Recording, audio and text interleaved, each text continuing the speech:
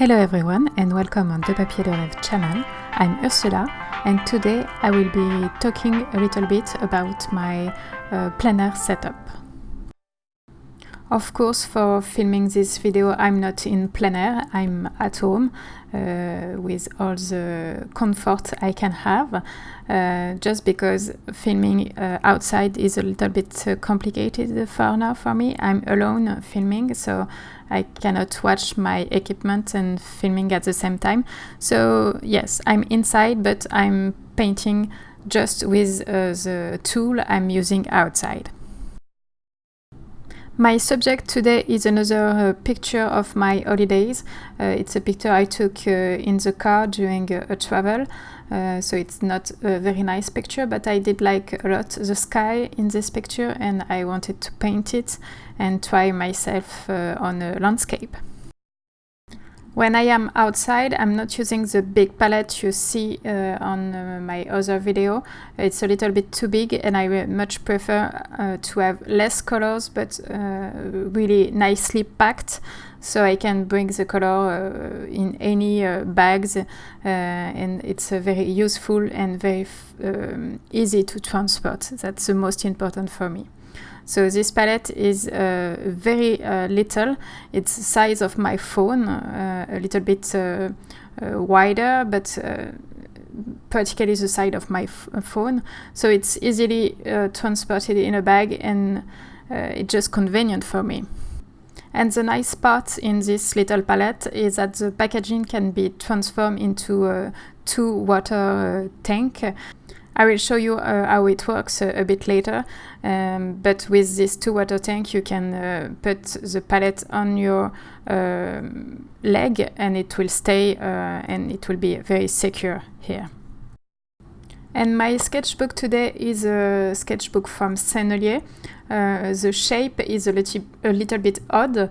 It's an accordion shape, so there is just fold and there is no swing in any case. So it's quite nice and you can open all the pages in one movement and you can see all the painting in one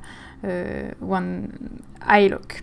So I've used already this sketchbook for an abstract series and I will put the link to this video in the description below so you can check this sketchbook a little bit better. It's a really nice sketchbook.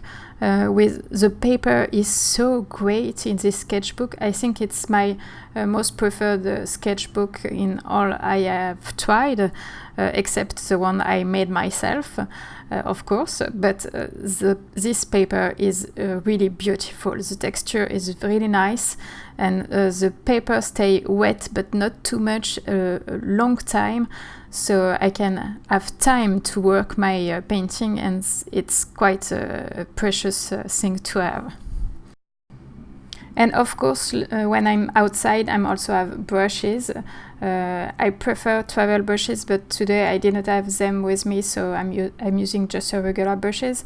And I'm also using a cotton rag, some paper clamp to clamp my paper in place so that it doesn't move, and of course a small water tank that is foldable, so it takes less place in my bag.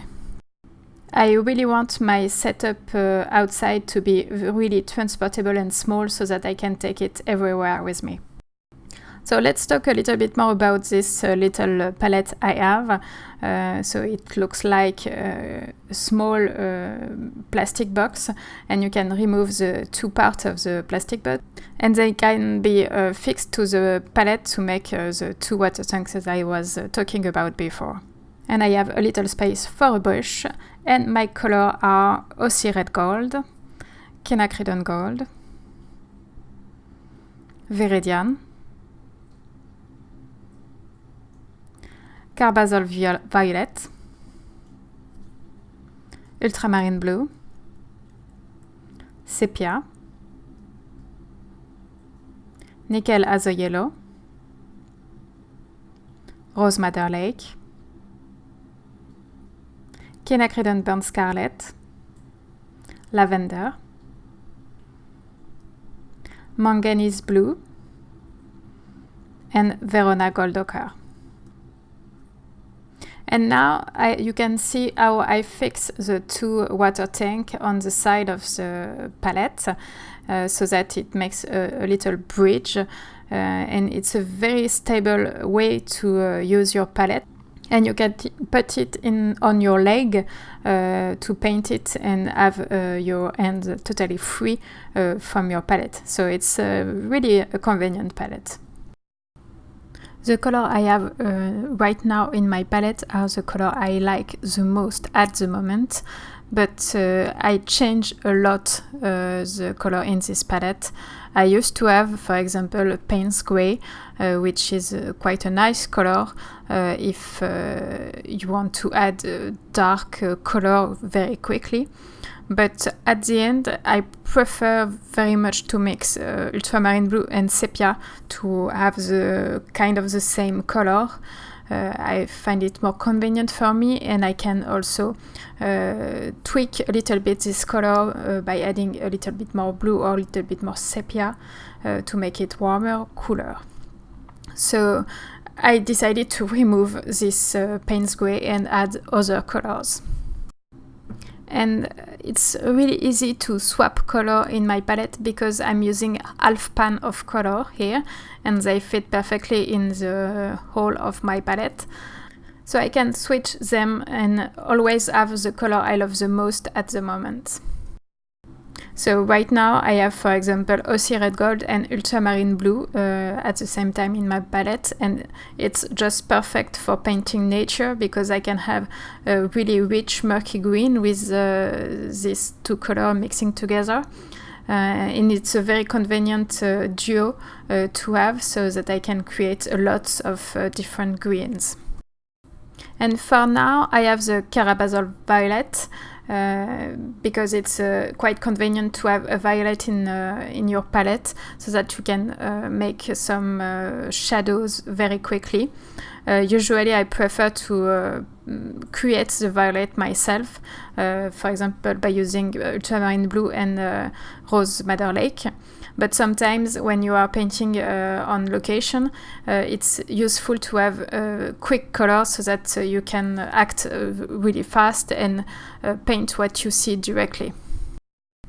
There is a little flaw in this setup because I have quinacridone gold and nickel azo yellow, and I think I have to make a choice between one of them because they are a little bit redundant in my palette, but for now I can't decide, so I have both of them.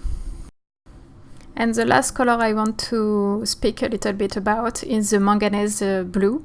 In this palette, it's the last drop of color I have, and I need to purchase a new tube really quickly because it's a perfect color for sky. It's a warm blue with a lot of granulation, and it mixes beautifully with the ultramarine blue. It's really a nice color, and I need it again in a real quick future. So now I'm adding the little piece of detail in my painting. You have certainly see that my cat has helped me a lot in this painting. She was playing with my brush all the time, and she make some drops of color all over my paper, but it's okay, she can have fun also. But don't worry, I wash her paws each time she touch the painting, so she's okay, she's fine. She had a great time with me and with this painting too. This was a very fun painting to paint because I was able to make a lot of different marks, almost calligraphics for the tree and quite bold and dark for the sky. It was lots of work of simplifying the shapes, but I think it was really worth it, and I love the result of this painting.